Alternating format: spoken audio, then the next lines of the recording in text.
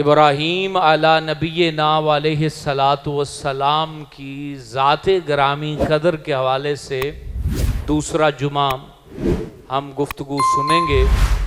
پچھلے جمعے بات یہاں پر آ کے رکی تھی کہ حضرت ابراہیم علی نبینا علیہ الصلاۃ والسلام کو آگ میں ڈالنے کی تیاری کرنے لگے تو 40 دن تک لکڑیاں اکٹھی کی گئیں اور لوگوں نے یعنی اتنی توہم پرستی تھی اس دور میں، شرک اتنا زیادہ تھا کہ آپ اندازہ لگائیں بیمار لوگ یہ منت مانتے تھے کہ اگر ہم ٹھیک ہو جائیں تو ہم ابراہیم کو جلانے کے لیے جو لکڑیاں اکٹھی کی جا رہی ہیں اس میں ہم حصہ ڈالیں گے۔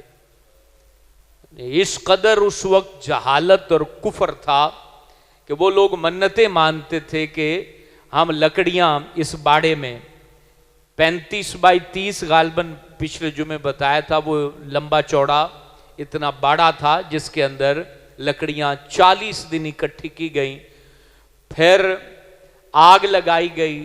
جب اس کے شعلے بھڑکنے لگے اس وقت پھر انہیں منجنیق یعنی بڑی غلیل میں ڈال کے جب پھینکا تو اس وقت حضرت ابراہیم علیہ السلام کی زبان پر یہ الفاظ جاری تھے۔ وہ الفاظ سنیے، لا الہ الا انت سبحانک ولک الحمد ولک الملک، یہ زبان سے ادا کر رہے تھے۔ اے اللہ تیرے سوا کوئی معبود نہیں، میں تیری حمد بیان کرتا ہوں اور ساری تعریفیں اور ساری بادشاہت میرے اللہ وہ تیری ہی ہے۔ یہ کہتے ہوئے منجنیق سے آپ جب پھینکے گئے اور آپ اس الاؤ کے اندر آگ کے اندر جب تشریف لے گئے، اس سے پہلے پوری مخلوق اللہ کے حضور گریاں کنا تھیں کہ یا رب اپنے خلیل کو بچا لے، تو اللہ تعالیٰ نے تمام فرشتوں اور مخلوق کو فرمایا اگر میرا خلیل تمہاری مدد چاہتا ہے تو مل کر اس کی مدد کرو۔ لیکن پچھلے جمعے چونکہ آپ سن چکے ہیں کہ تمام فرشتے بشمول حضرت جبرائیل آپ کے دربار میں حاضر ہوئے اور آپ نے ان کو کہا نہیں مجھے تمہاری ضرورت نہیں ہے، میرے لیے میرا اللہ ہی کافی ہے۔ یہاں ایک باریک نکتہ بھی قابل غور ہے۔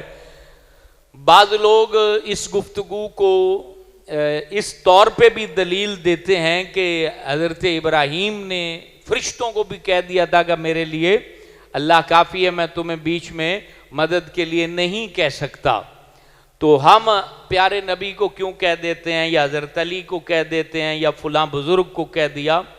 تو یاد رکھیں اس وقت اللہ کے حضور حضرت ابراہیم سے زیادہ مقرب کوئی تھا ہی نہیں، یعنی جبرائیل حضرت ابراہیم سے مقرب تھوڑی ہیں، حضرت ابراہیم جبرائیل سے اعلیٰ ہیں، یہ خلیل اللہ ہیں، وہ فرشتے ہیں۔ تو جو اعلیٰ ہوتا ہے وہ ادنا کو بیچ میں مدد کے لیے نہیں لاتا، وہ تو ڈائریکٹ اللہ رب العالمین کے حضور جن کو خلیل بنایا گیا تو وہ کس کو کہیں گے؟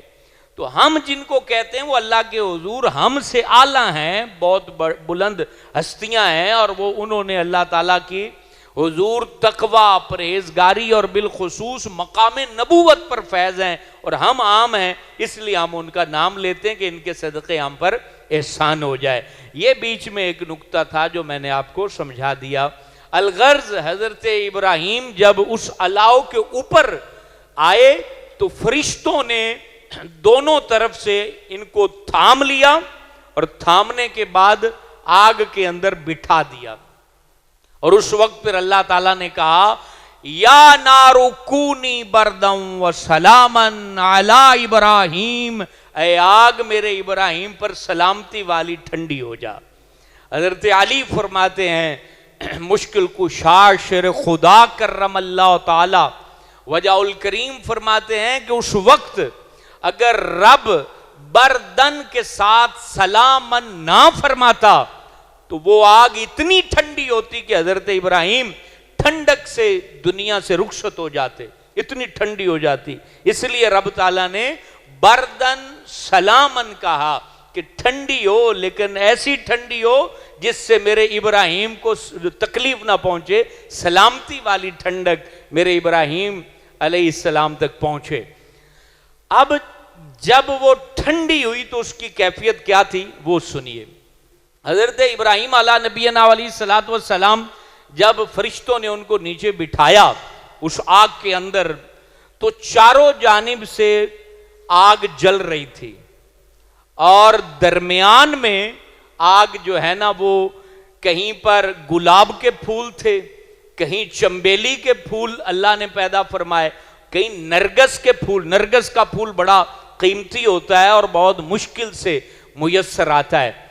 चंबेली, गुलाब और नरगस के फूल जो थे हजरत इब्राहीम अलैहिस्सलाम के इर्द गिर्द अल्लाह ने उगा दिए। गुलजार, आग को गुलजार बना दिया। उसकी तशरीह ये है कि वो गुलजार ऐसी थी कि उसमें हर तरफ फूल ही फूल थे और बीच में हजरत इब्राहीम अला नबीना अलैहिस्सलातु वस्सलाम आराम कर रहे हैं। अच्छा, फिर एक और बड़ी प्यारी बात, अब हजरत इब्राहिम को चूंकि रस्सियों में जकड़ कर फेंका था, पूरे बंधे हुए थे रस्सियों में, रब ताला की कुदरत, इख्तियार और अल्लाह का हुक्म देखें कैसे नाफिज होता है चीजों पर। अब वो आग रस्सियों को जला रही थी, हजरत इब्राहिम को नहीं जला रही थी। मुझे बताएं, जमाने में कोई ऐसी चीज हो कि आप हाथ पे रस्सी बांधें और जनाब रस्सी जल रही हो और नीचे से जो कपड़ा है, जिल्द है, बाल हैं, उसको असर भी ना पहुंचे। आग वही है, मुअस्सिर हकीकी अल्लाह रब्बुल आलमीन ने उस आग को ऑर्डर दिया है कि वो रस्सी को जला रही है, और दूसरा उसमें असर उसी वक्त है कि वो जिस्म को नहीं जला रही। एक ही चीज डबल काम कर रही है, एक ही वक्त में जलाना भी और ठंडक भी देना। अब रस्सी जल रही है और बदन को ठंडक दे रही है, यानी ये कितना बड़ा करिश्मा है अल्लाह ताला का। और खुदा की कसम, ये बात दिल पे लिखने वाली है, आज भी वही अल्लाह है? आज भी वही अल्लाह है जिस पर बंदों का एतमाद जिस कदर होना चाहिए वो अमलन नजर नहीं आता, जबानों की हद तक नजर आता है। अमलन नजर आता, कोई बंदा रिश्वत ना लेता। रिश्वत क्यों लेते हैं कि भूखे मर जाएंगे। हेरा फेरी क्यों करते हैं, बच्चे भूखे मर जाएंगे। डकैतियां क्यों करते हैं कि भूख से मर जाएंगे। अल्लाह के बंदो, जो अल्लाह एक वक्त में आग में ठंडक और जलाने की कुव्वत डाल सकता है, वो अल्लाह मुझे और आपको रोटी भी अता फरमा सकता है। इसलिए मेरे दोस्तों, अल्लाह को समझें, अल्लाह को जानें, अल्लाह पे भरोसा करें, अल्लाह पे एतमाद करें, अल्लाह पे यकीन रखें, तो खुदा की कसम जिंदगी भी मीठी और ठंडी हो जाएगी और मरने के बाद कब्र भी रब गुलो गुलजार बना देगा। क्योंकि लौट के तो सबको जाना है। कोई आज गया, कोई कल गया, कोई परसों गया, हर बंदा अपनी तरतीब से जा रहा है।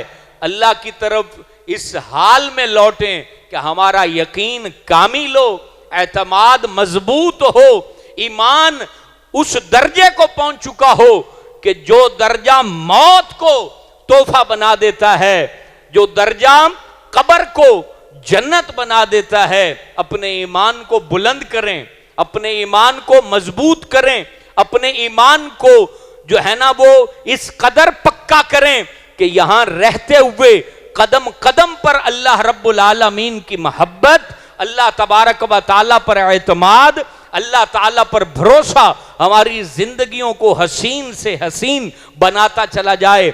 जितना हम अपने दुनियावी रिश्तों, اپنے قریبی تعلقات، اپنی دوستیوں، اپنی یاریوں، اپنے جو ہے وہ سیاستوں کو نبھاتے ہیں، اے بندہ خدا اس طرح اپنے آپ کو بندگی کے رشتے میں نبھا کے دیکھ، جتنا تو لوگوں کے لیے وفادار ہے اتنا اللہ کے لیے وفادار بن کے دیکھ، جتنا تو دنیا داروں کی چاپلوسیاں کرتا ہے اس قدر تو اللہ رب العالمین کی حمد کر کے دیکھ، اللہ کی تعریف کر کے دیکھ، اللہ کو پکار کے دیکھ، اللہ کی طرف اپنی توجہ بڑھا کے دیکھ، اپنے ایمان کا رشتہ جوڑ کے دیکھ، اللہ کی طرف آگے بڑھ کے دیکھ۔ خدا کی قسم اللہ کی رحمت تمہاری 6 جہتوں سے اپنی گود میں نہ تھام لے تو پھر کہنا۔ لیکن اللہ تعالیٰ کو پکارے کون؟ اللہ تعالیٰ تو تہجد میں آواز دیتا ہے کہ ہے کوئی میرا بندہ مجھے پکارنے والا؟ بندہ سویا رہتا ہے۔ ظہر میں صدا، فجر کے اندر فرشتے استقبال کرتے ہیں، عصر کے وقت فرشتے دیکھتے رہتے ہیں، مغرب کے وقت، عشاء کے وقت، اور اس سے بڑھ کر نماز جمعہ میں یہاں فرشتے دروازوں پر کھڑے ہو جاتے ہیں، وہ اپنے دستے لے کر کھڑے ہو جاتے ہیں، روحانی رجسٹر لے کر کھڑے ہو جاتے ہیں اور نور والی کلموں سے نام لکھتے ہیں کہ کون کون اللہ کا بندہ ہے جو سب سے پہلے اللہ کے گھر میں آ رہا ہے۔ مجھے بتا دیجئے، یہاں ایک بڑی چھوٹی سی مثال دیتا ہوں، پورے علاقہ بونگا حیات کو اعلان کر دیا جائے کہ جناب فلاں سکول کے اندر پورے علاقے نے جمع ہونا ہے اور استقبال کے لیے وہاں دروازے پر ایم این اے، ایم پی اے یا وزیر اعظم کھڑا ہوگا، جو پہلے آئے گا اس کا نام وہ اپنے ہاتھوں سے اپنے رجسٹر میں لکھے گا۔ مجھے بتائیں کوئی پیچھے رہے گا؟ اس ٹائم سے پہلے ہی لوگ وہاں کھڑے ہوں گے، ہاتھ باندھ کر کھڑے ہوں گے کہ میرا چہرہ بھی اس کو یاد ہو جائے، میرا نام بھی یاد ہو جائے، اور جب رجسٹر یہ کھولے تو اوپر بھی میرا ہی نام نظر آئے۔ اے لوگوں، سارے زمانے اور پوری دنیا پر حکومت کرنے والے تمام صدور، تمام وزراء، تمام وزیر اعظم خدا کی قسم ایک پلڑے میں رکھ دیے جائیں اور اللہ کے فرشتے کا نام دوسرے پلڑے میں رکھ دیا جائے تو رب کی عزت کی قسم ہے وہ بھاری ہو جائے۔ اور یہاں وہ فرشتے استقبال کرتے ہیں اور ہم بہانے بناتے ہیں جی ٹائم کوئی نہیں، وقت کوئی نہیں، کیا کریں؟ اللہ کے بندو یہ وقت تو ختم ہو جائے گا۔ یہ آج حضرت ابراہیم کا ذکر کر رہے ہیں اور وہ آپ کو پتہ ہے 2300 سال پہلے حضرت عیسیٰ سے پہلے دنیا میں آئے ہیں، اس کے بعد حضرت عیسیٰ آئے ہیں، پھر حضرت عیسیٰ کی زندگی، پھر حضرت عیسیٰ کی زندگی کے بعد زمانہ فترت کے بعد نبی پاک کی آمد، نبی پاک کی آمد کو آئے ہوئے 1450 سال ہو گئے۔ آج ممبر پہ اتنے ہزاروں سال بعد بات ہو رہی ہے تو دنیا تو اس وقت بھی تھی، دنیا اب بھی ہے، دنیا بعد میں بھی رہے گی۔ ہم نے چلے جانا ہے تو چلے جانے سے پہلے اللہ کو منا لیجئے، کسی اور کو نہیں، اللہ کو بنا لیجئے۔ اللہ مان گیا تو سمجھ لیں دنیا میں جو چند لمحے گزرے ہیں وہ کامیاب ہو گئے۔ تو حضرت ابراہیم کی رسیاں جل رہی ہیں اور آگ رسیوں کو جلا رہی ہے، بدن کو نقصان نہیں پہنچا رہی۔ رسیاں تمام جل گئیں۔ حضرت جبرائیل اللہ نبینا علیہ الصلوۃ والسلام جنت سے ریشم کی قمیض لے کر حضرت ابراہیم کے پاس آئے اور حضرت ابراہیم کو وہ قمیض پہنائی، اور اس کے بعد یہ وہی قمیض ہے جو آگے چل کے حضرت یوسف علیہ نبینا علیہ الصلوۃ والسلام کو کنویں میں پہنائی گئی تھی۔ فرشتوں نے کنویں میں جو ہے ان کی قمیض تو بھائیوں نے اتار لی تھی، تو پھر ان کے گلے میں ان کے والد نے بطور تبرک وہ قمیض تویز بنا کے ڈالی ہوئی تھی، تو فرشتوں نے پھر وہ قمیض ان کے جسم پر ڈالی تھی حضرت یوسف علیہ نبینا علیہ الصلوۃ والسلام کو۔ تو یہاں قمیض پہنائی گئی اور پھر پیغام دیا حضرت جبرائیل نے کہ اے پیارے ابراہیم، اللہ تمہیں پیغام دیتا ہے کہ تم اللہ کے حضور اتنے محبوب ہو کہ اس محبت کے درجے کو تم بھی نہیں جان سکتے۔ اللہ اتنا پیار فرما رہا ہے کہ تم نے آخری لمحے تک اللہ رب العالمین کو بھلایا نہیں ہے۔ اب حضرت ابراہیم خوش ہیں۔ حضرت ابراہیم علیہ نبینا علیہ الصلوۃ والسلام سے پوچھا گیا کہ آگ میں گزرے دن اور باقی دنوں میں تقابل کیسے کرتے ہیں؟ تو حضرت ابراہیم علیہ نبینا علیہ السلام فرماتے ہیں کہ آگ میں گزارے گئے دن اور باقی زندگی کو اگر میں تقابل میں لاؤں تو سب سے بہترین اور عیش والے جو لمحے میرے وہ 50 دن تھے جو آگ کے اندر میں نے اللہ تعالیٰ کی رضا کے لیے گزارے تھے. آگ کے اندر جو اللہ تعالیٰ کی رضا کے لیے گزارے وہ سب سے بہترین اور عیش والے دن تھے. اس سے بڑھ کر میں نے کوئی اور دن نہیں دیکھے. اب 50 دن گزر گئے. نمرود نے چاہا کہ میں دیکھوں تو صحیح کہ ابراہیم اس وقت کس حالت میں ہے, کہ جل گیا ہے, کس کیفیت میں ہے, یا جسم کا گوشت پوشت ختم ہو گیا ہے, کوئی پنجرا ہے. اس نے اپنے جو وام و گمان تھے, نمرود اپنے محل کے اوپر چڑھا اور اوپر سے اس نے اس الاؤ کو, آگ کے اس باڑے کو اندر جب دیکھا تو حضرت ابراہیم علیہ السلام اس میں ٹہل رہے ہیں. چاروں جانب پھول ہی پھول ہیں, چاروں جانب جو ہے وہ خوشبو ہی خوشبو ہے, ماحول گلزار بنا ہوا ہے اور اس میں اللہ کے نبی ٹہل رہے ہیں. اس سے جو اگلی حیرت والی بات تھی, حضرت ابراہیم کے سامنے ایک بندہ بیٹھا ہوا ہے جس کی شکل ہو بہو حضرت ابراہیم جیسی ہے, بالکل حضرت ابراہیم کی طرح وہ نظر آ رہا ہے. نمرود نے آواز دی, اے ابراہیم, یہ جو سامنے بندہ ہے یہ کون ہے؟ یہ کہاں سے, اس کو تو ہم نے نہیں ڈالا اور تمہاری شکل کا ہے, یہ کون ہے؟ سنیے اللہ تعالیٰ کی عظمت, اللہ تعالیٰ کی بلندی اور اللہ تعالیٰ کی طاقت. حضرت ابراہیم علیہ السلام فرماتے ہیں یہ سائے پر مقرر جو فرشتہ ہوتا ہے, ہمارے سائے پر جو مقرر فرشتہ ہے, اللہ نے اسے میری شکل میں مجسم کر دیا ہے تاکہ یہاں تنہائی میں مجھے وحشت نہ ہو, میں اس سے باتیں کر کر سکون حاصل کروں. تم نے مجھے تنہا کر دیا لیکن اللہ نے یہ فرشتہ بھیج دیا, میں اس سے باتیں کرتا ہوں, وقت گزر جاتا ہے, 50 دن گزر گئے مجھے پتہ بھی نہیں چلا. یہ حقیقت ہے اللہ تعالیٰ کی ذات کی. اور اللہ تبارک و تعالیٰ اتنی طاقت, اتنی پاور, اتنی قوت, اتنا اختیار رکھتا ہے کہ سائے پر مقرر فرشتے کو انسانی شکل میں اس آگ کے اندر حضرت ابراہیم کے پاس بھیج دیا کہ میرے ابراہیم کو یہاں تنہائی میں گھبراہٹ نہ ہو, اس کو کسی طرح کی وحشت نہ ہو. اب نمرود کہنے لگا, گھبرا گیا, ڈر گیا, 50 دن ہو گئے, اتنی بڑی جو ہے وہ آگ جس کے قریب پرندہ نہیں جا سکتا, یہ اس کے اندر آرام سے رہ رہے ہیں. تو کہا کہ اے ابراہیم تو باہر نکل سکتا ہے؟ تو کہا نکل سکتا ہوں. اب اس نے کیوں کہا کہ باہر نکل سکتا ہے؟ اس لیے کہا کہ سائیڈوں پہ آگ جل رہی تھی, اندر تو پھول نظر آ رہے تھے, سائیڈوں میں آگ جل رہی تھی. اس نے کہا بھی شاید آگ سے باہر نکلیں گے تو پھر ان کو آگ پکڑ لے گی اور یہ جو ہے نا دنیا چھوڑ جائیں گے, معاملہ ختم ہو جائے گا. تو حضرت ابراہیم ٹہلتے ہوئے, اب جس آگ کو رب نے ٹھنڈا کر دیا کہاں سے جلا سکتی ہے, آپ اس سے باہر آ گئے. نمرود نے پھر حضرت ابراہیم کو اپنے محل میں بلایا.